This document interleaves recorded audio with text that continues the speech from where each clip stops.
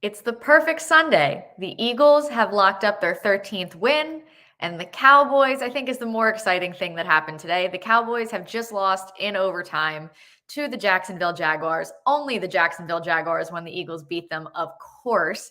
But we'll get into all of that. Welcome into this week's episode of the BGN Instant Reaction Show. Thank you so much for joining us as always.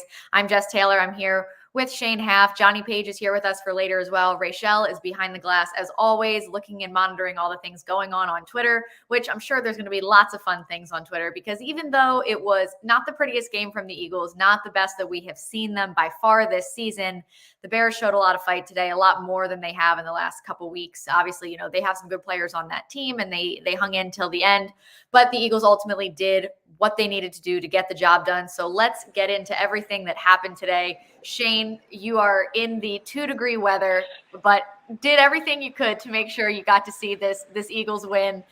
What are your thoughts leaving a very cold win for the Eagles as well? I mean, it's a sloppy game, but a win is a win. And yeah, they were tested more than you would like to be tested by a 3-10 team. But sure. Going on the road is never easy. I think we probably discounted how big of an impact the wind had on the game. Jake Elliott misses the field goal. There was a missed extra point. You got to wonder how much that was impacting the passing game as well. So kind of a bizarre game. I don't think it's what anybody expected, but the Eagles walk out with a win and the Cowboys don't. So all the Eagles have to do is win one of their final 3 games and they clinch the 1 seed. So regardless of what happened, regardless of how sloppy it was, you can't feel anything but good right now. Absolutely. I think there's definitely a difference in how sloppy wins feel in week, what are we in, 15 at this point, and week 15 versus how they feel in, say, a week 3 or 4, right? Like, you don't love to see these sloppy wins early in the season from a team that you're like, you're better than this, and you're better than what you're showing me right now, and you're not this sloppy of a football team. This late in the season, obviously with the wind, the weather, a game like today, there were some things that were frustrating, I think, but, it also might help that we saw one of the sloppiest games of all time against the Tennessee Titans with all of those penalties and everything like that. So, I mean, it wasn't Jalen Hurts' best day. He threw the ball almost 40 times, still threw for 315 yards. There were 2 interceptions in there. He also ran for 61 yards and 3 touchdowns and a 2-point conversion in there as well. Yeah, this is a game where, man, you need Dallas Goedert back. When the offense is struggling to get into a rhythm, Quez Watkins is your wide receiver 3. He had 6 targets for 6 yards. He had 4 catches. He has 2 carries for 4 yards. Like, they were trying to get Quez involved. Nothing worked there. Like you said, Jalen throws for 315 yards, and A.J. Brown and Devonta Smith combined for 307 of those yards.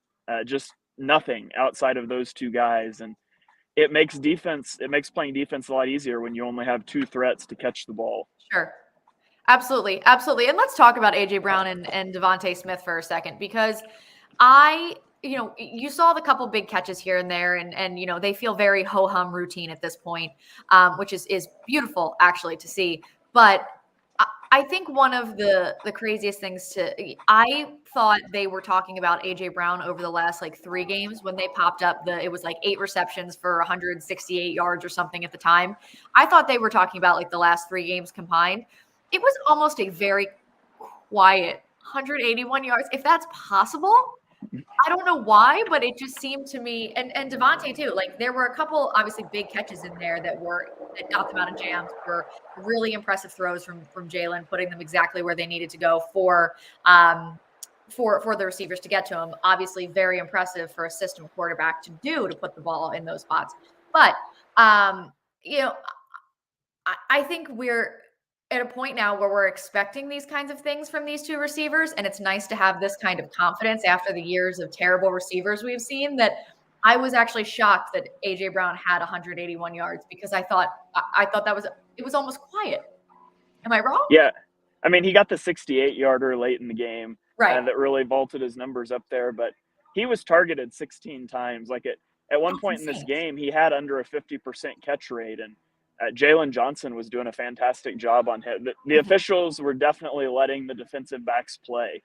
Sure. And, Johnson took advantage of that. Be as physical as they'll let you be. And Yeah. I tweeted out that AJ Brown was going to have nightmares about Jalen Johnson, and people are having fun with that. But like, it was a good game. Brown got his, but Johnson gave every bit as much as he took, and it was a fun matchup to watch those two go at it. But it was definitely a game where Brown struggled to separate, and he still was able to go up and make some plays at the catch point. So he hasn't. I don't think he's faced anyone that's given him that difficult of a game yet this season. Yeah, and I mean, given the rest of who they have to see, do you think there's anybody that's going to? I mean, they're going to play, the Giants again, who they've already faced. They've already faced the Cowboys once, and then they're going to go play the Saints. Is there anybody that's going to give him a hard time? I don't know. I wouldn't have told you that Jalen Johnson would. So True. Hard to tell any given day, but it'll definitely open things up a lot when they get Goddard back. It won't allow. The Bears were just playing reckless on defense. They were blitzing, but they could also have guys helping over Brown because there just wasn't really a third threat in the passing game. So he will definitely benefit from Goddard coming back, as will the whole offense. Yeah, I absolutely agree. I think, up to this point, today was one of those games where I think you saw definitely how much they missed him in certain aspects. But I think ultimately they've been able to manage fairly well without having him in there. And obviously it's great that they're getting him back. But while we're on the topic of AJ Brown, we're going to bring Johnny Page in to talk a little bit about some of, one of the spectacular catches that he had today. AJ Brown doing AJ Brown things, right? Yeah, it's a very simple play this week. Last week we went down the route of lots of maths and we were talking numbers a lot. This week we're going to keep it very simple. So the Bears had a really interesting game plan on defense, and this is actually the game that I'm most excited to watch all 22 in a while because I want to see exactly what they did. But it looked to me like they were basically playing sort of two linebackers in the hole throughout most of the game and basically daring Jalen Hurts to scramble and almost saying like, we're going to get you, which meant they were basically just playing single high man coverage on the outside all the time. And people were getting very frustrated online because the Eagles kept launching these deep bombs. They threw a few to AJ Brown, they threw one to Quez Watkins that people got very angry about. And I think I tweeted earlier on that we will love this throughout the rest of the year. This is just something you're going to have to accept with this Eagles team. It's a weird scheme, the Eagles. Depends what you mean by scheme, but this is why I want to talk about this play a little bit. The Eagles scheme isn't very fancy.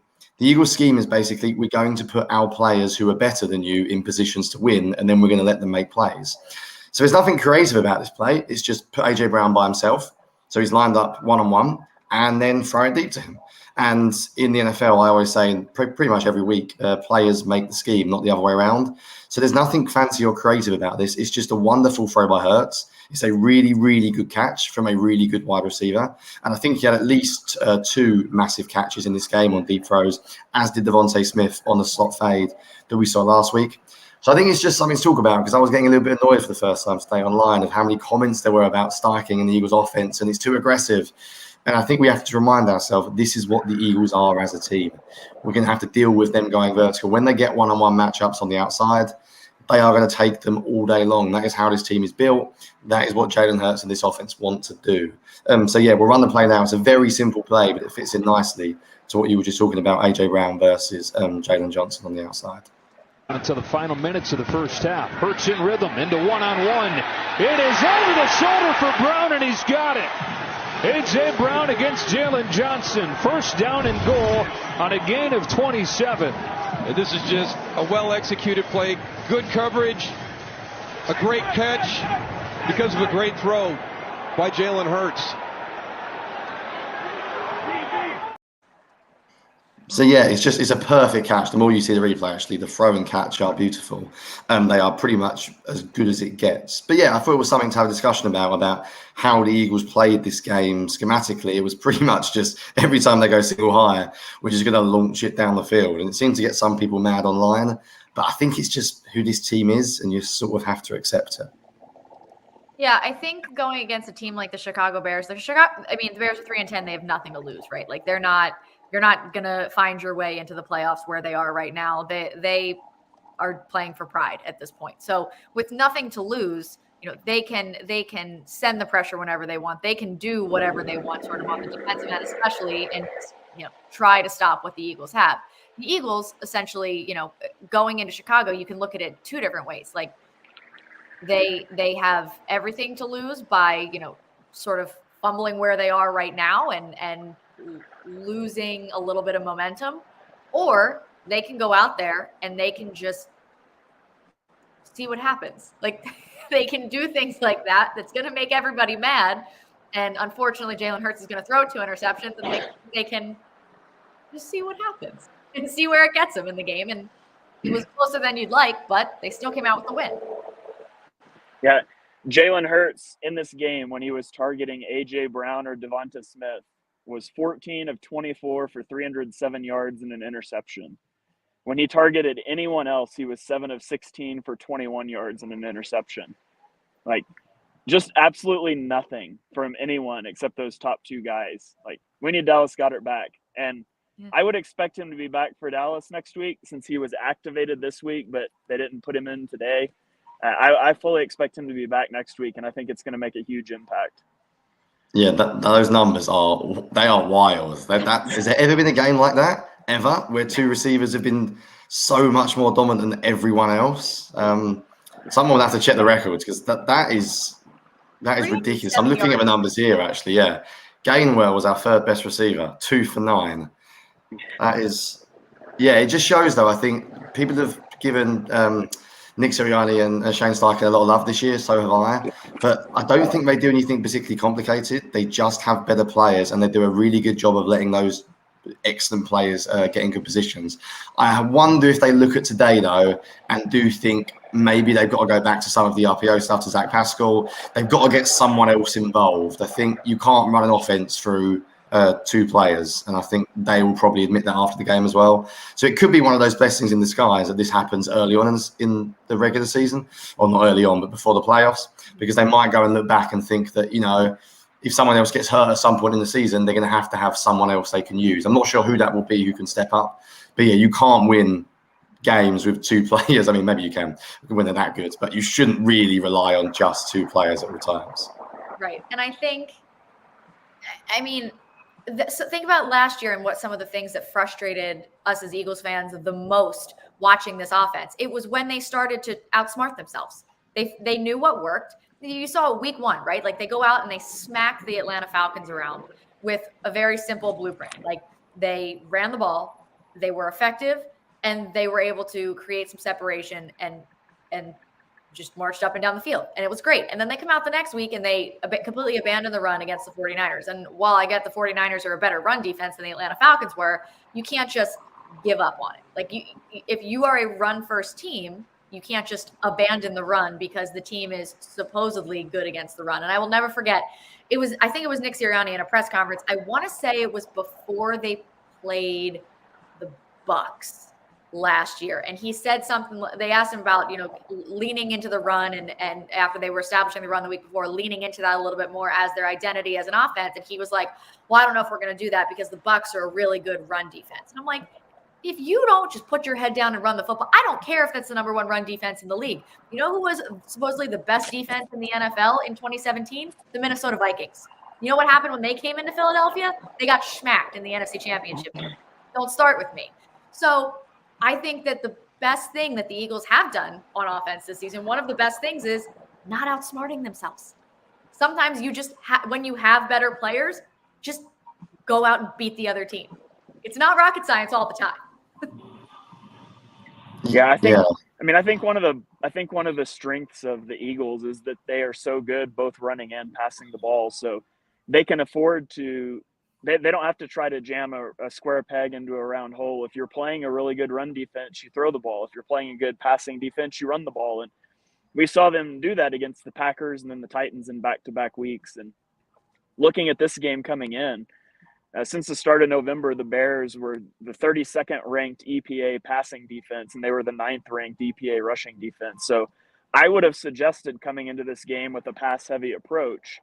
And I don't know if it was so ineffective early because of wind. It felt like they were hunting kill shots nearly every play, which has been their answer when you go single high man coverage. We're going to try to push it downfield. But I would have liked to have seen them make some adjustments earlier to start to run the ball a little bit more. It doesn't mean it has to be a run-heavy script, but run the ball with Miles Sanders, who he didn't have a good game today, but it just felt like every run was a Hurts run. And some of those he just wasn't giving on read option reads. But it felt like they made things harder than they needed to today. And part of that's because they've been able to do whatever they want all season, but I would have liked to have seen them adjust that a little bit quicker. Yeah, I knew we would get to this, so I was getting ready for this debate. I think Eagles Twitter was heavily run the ball today. It's a weird one actually because I'm with you. What I love about this offense is that they can do everything, and I actually thought the Bears' run defense looked good today. So I can understand why the Eagles didn't really commit to it. I mean, Sanders averaged 3.8 yards a carry. Ertz kept a lot of them, and I think the Eagles coaching staff might want to have a conversation with him that the Bears were basically scraping a linebacker down. So they were taking away Sanders, and then they were basically daring Jalen Hurts to keep it all the time. And the plan seemed to be like, we're going to hit you and consistently hit you, and we're going to keep making you run the ball. But as a coaching staff, what the Eagles can do very well, and I tweeted about the run game was slightly weird, is you can use the pistol and you can just run it. You can go under center, 2 tight ends. You can go heavy if you want. You can really commit to it. And I always talk about this, but I think running the ball is a philosophy as much as it is anything else. You have to really commit to it.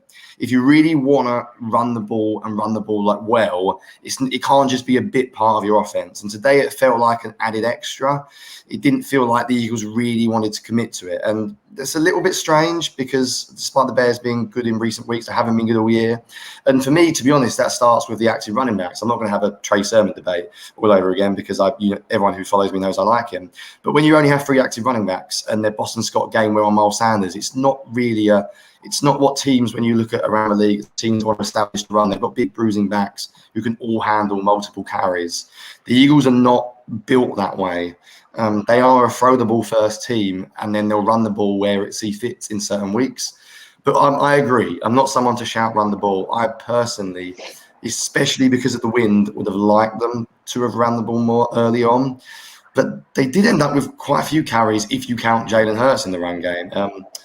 It was just a slightly weird one. Every run play seemed a read option. We didn't see any like pin pull stuff. We didn't see any under center. I didn't think I saw much pistol.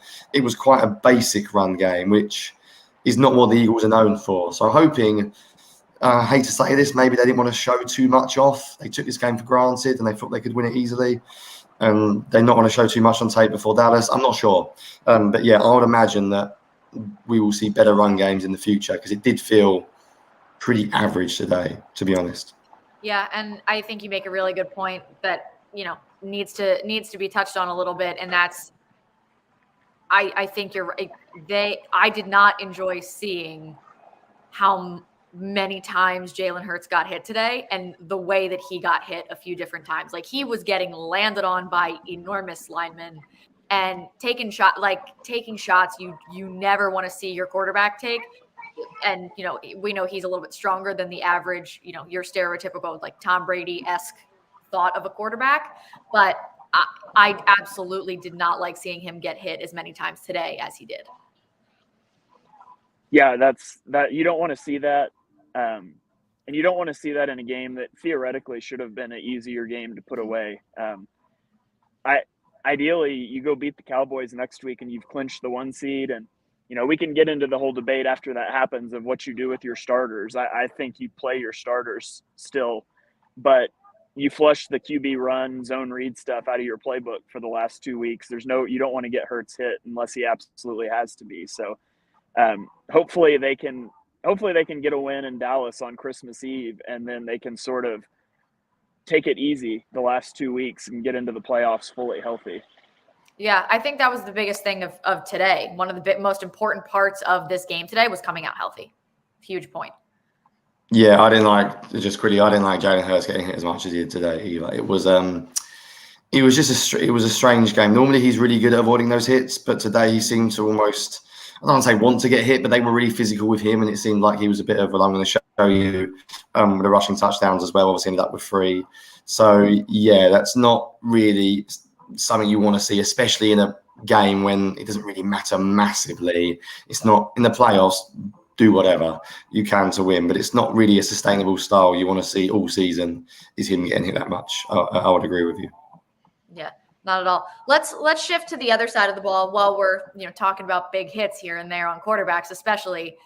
The Eagles defense, it looked like they were going to have a little bit of a harder time with Justin Fields initially, and I think he broke off a couple here and there, but the Eagles defense and their sack numbers, we talked about it early in the season. Like You pay so much money for that defensive line, and sometimes the stats don't always tell the story, but at some point, you want to see the stats tell the story. You want to see the numbers, and the Eagles are who let's see. Hassan Reddick had 2 today. He's up to 12. Javon Hargrave had 2 today. He's now at 10. And do they have one more? Josh Sweat had 2. Josh Sweat had 2. Did anybody else have 1 today? Am I missing anybody? No. Okay, so just the 6 of them, but still 6 sacks in a game. And I think Josh Sweat has 7 in the last 6 games or something ridiculous like that. Yeah, he's set a career high now. I think he was at 8.5. I don't remember if that was the first sack or the second sack that got him there, but he's at either 8.5 or 9.5 for the year, which is a career high. And the Eagles are like 8 sacks away from breaking the single season sack record, which is just crazy for a team that had 29 sacks last year. Like, they're getting home and they're doing it against, and Justin Fields, the best runner at the quarterback position in the NFL. And he got out of several sacks that would have been sacks for literally anybody else in the league. So the pass rush has really showed up over the last few weeks. They're getting hot at the right time. Yeah, absolutely. And the other piece to that for the defensive side is, we talked a lot about what they were going to do in terms of the safety position and how they were going to sort of stay afloat without Chauncey Gardner-Johnson being in there. And, they were struggling a little bit. And obviously, Kayvon Wallace was maybe not the answer that we were looking for. Led the team in tackles today. Yeah, he had a really nice play early on as well, didn't he, on the field scramble.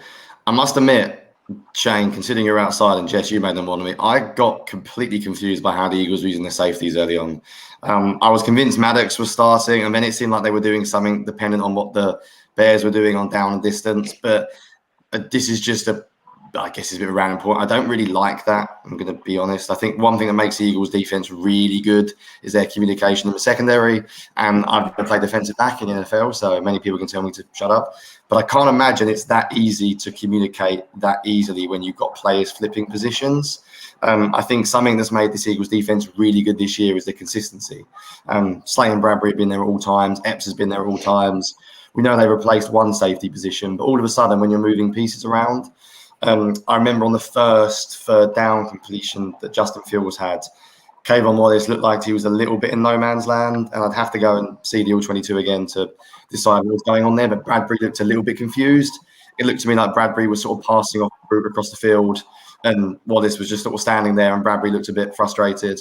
On the rushing touchdown that the Bears had earlier on, I tweeted about this, but Avonte Maddox is just running the wrong way. Like, he's coming from the deep safety position and he's completely going the wrong direction.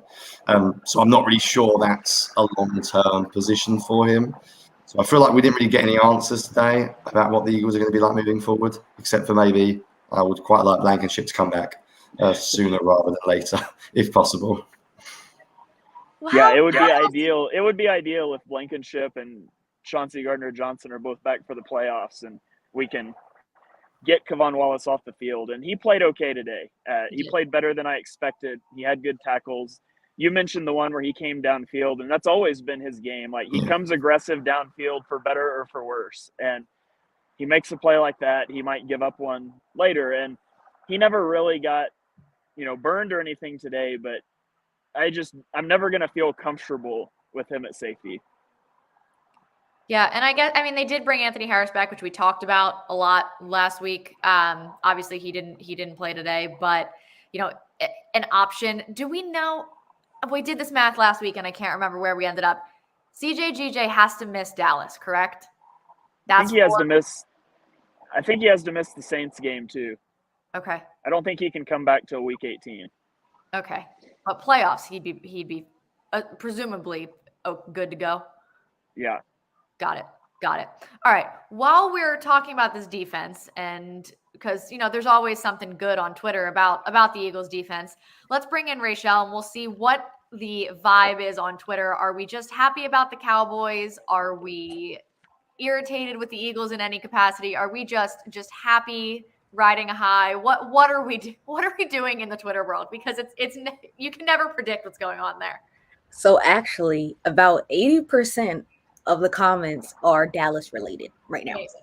So, love to see it. It always makes us happy. I've surprisingly only seen one tweet about firing anyone, and anybody want to take a guess on who it was? Gannon. Probably Is Johnny. it Johnny? Gannon. I saw one, but it says prison. It says something about like send him to prison or something like that. Prison, Jonathan Gannon. So that one was kind of funny. That's the only one I've seen about firing anybody. But I saw stop running Jalen. I saw like excessive deep shots. Only one doink. Almost a trap. What was that? 13-1. Unprepared but one. Justin Fields good ? And Doug Peterson him. So a lot of people are talking about Doug EP, and of course the Cowboys for sure. So yeah, that's where it's at right now. I love when Dallas loses. I don't care about anything else when Dallas loses. It makes my days so much better. After the fact that, I think that Jordan Mailata had a point when he said, we're focused on the Bears. They should probably focus on whoever they're playing this week instead of us. Clearly, he was right. Yeah, I actually watched the Jags game really closely. My best friend over here, the guy who actually got me into NFL, was a massive Jags fan. So the last 15 years have not been good. So I always watched the Jags with a keen eye. And the second half, Trevor Lawrence was just doing whatever he wanted. Like they were throwing the ball all over the Cowboys. I can't remember who the Cowboys' backup cornerback is. But he got absolutely burned by what's the Jaguars really fast guy called Agnew done it once, I think. Yeah, Kurt was in a few times. I mean, Zay Jones had 3 touchdowns, which is hilarious. The Cowboys just didn't. I mean, the Jags just literally did what they want. The Cowboys didn't look particularly. They didn't look bad. They're a good team, Dallas. But the Jags had 500 yards and 7.2 yards per play today. So that defense. I mean, the Cowboys' defense was very good, and I'm not sure it is at the moment. And we'll see how healthy they are. I did not see Michael Parsons much today at all. I saw he had a sack earlier on, but he was not a factor. So I'd be interested to know what Doug did against him. But he is obviously normally can wreck games. So yeah, the Eagles are going to, if you want the Eagles to run the ball, then good luck, because they're going to throw the hell out of it next week, because the Cowboys corners could not cover anything today. If Zay Jones is getting 3 touchdowns on you, then anyone tweeting run the ball might be tweeting it a lot more next week if things go badly, because the Eagles, I almost guarantee the Eagles are going to throw the ball a lot next week. You really got to hand it to Urban Meyer. He might be the best coach at disguising a quarterback's talent in the history of football. Yeah. You're right. You're not wrong. I'm so happy for Doug. And thank you, Doug, for just orchestrating that beautiful comeback and overtime win today. The videos of Doug celebrating are fantastic. They bring the Eagles fans already love him, but now the Eagles fans love him even more. It's a very good day. I think we're all going to forget about the Eagles' performance in about 2 days, but we'll remember this for a week or so. Yeah, it's tremendous. And the best part is, all the Cowboys reporters and everything tweeting about the Eagles and the Bears, like as if the team they cover isn't playing, and if the team, they're fans of isn't playing right now, and are, talking about how, the Cowboys still have a chance to win the NFC East. Oh, my heart brings us so much joy. Oh, happy holidays, everyone. To be fair, they have a chance. They just have to win 3 straight games while the Eagles lose 3 straight games. So okay. Good luck. They can cling to that hope for another week or so. Yeah, I love the Cowboys in December. It's a beautiful time of year. Some things never, ever, ever change. Ever at all. All right, let's just really quick, like we sort of do every week. How are you feeling? One word or one phrase about the Eagles win today, the fact that they have to win one more game to become the winningest team in Eagles history. No team has ever surpassed 13 wins. They can win one more game, lock up the 1 seed, and Dallas lost today. So what do you feel going into this week, going into Dallas week? I feel really relaxed now that the Eagles just need to win one game. It feels relaxing. Not the performance I would have wanted to see today, but a win's a win, and that's really all that matters. So I feel relaxed. I just gotta say, I love this pass rush. Like, they just make it so much more fun to watch. Because you like, they're never gonna fail. So they're gonna dominate every time, and that's who I look most forward to seeing. Jalen Hurts, this wasn't his best performance, but they needed him to win this game. So I'm confident, going through the remainder of this regular season. There's nothing to worry about when it comes to this Eagles team. I'm going to cheat and finish with two very, very quick things. Firstly, just winning NFL is never easy, so don't take it for granted. That's a good win. Every win's a good win. And secondly, Justin Fields might be the most fun player I have watched in forever, because he's never going to last a season at the moment. But I've seen a lot of athletic quarterbacks, and we've watched Hurts and I've watched Lamar, but I think Fields might be the most athletic. That play in the first quarter, if he had, I almost secretly wish he'd scored on that play, just because of how amazing the replays would have been. And now we're all going to forget about it. But it's also because I liked him pre-draft, so now I sound really smart. But he is unbelievable as an athlete. So yeah, but winning's never easy, especially against guys like that. They can do things that normal human beings can't. So there's going to be lots of complaining this week, but a win's a win. And yeah, bring on the Cowboys. Imagine what he could do if the Bears actually got him some help. Yeah, imagine. Next season, maybe. Yeah, let's not hold our breath. Yeah, I'm with you. I'm weirdly confident. I was weirdly confident going into today, and a lot of people were saying trap game, and I was just. Now I also thought they were going to score like 40 points, but that's neither here nor there. I'm weirdly confident in having just the merriest of Christmas weekends, complete with an Eagles win. Here's hoping. Let's speak that into existence. Absolutely. Yeah, I'm saying nothing. We'll enjoy today. Everybody Eagles fan is going to enjoy today. Relax the rest of the afternoon. Maybe enjoy it tomorrow, and then it's going to officially spin into Dallas week. And it's going to be a fun one. It's going to probably be one of the most watched games in the NFL this season, if not. I mean, the way that their viewership has been trending and was on Thanksgiving, it actually has the potential to be the most viewed NFL game of all time, actually, on Saturday. They were talking about. So lots of eyes on this one. So let's hope that the Eagles can get it done. An ugly win today, but like everybody, and we have all just said here, a win is a win is a win. So thank you for jumping on with us today for the BGN Instant Reaction Show. For myself, Rachel, Johnny, and Shane, go Birds, and we'll talk to you, well, probably not next week because it's Christmas, but we'll talk to you the week after that.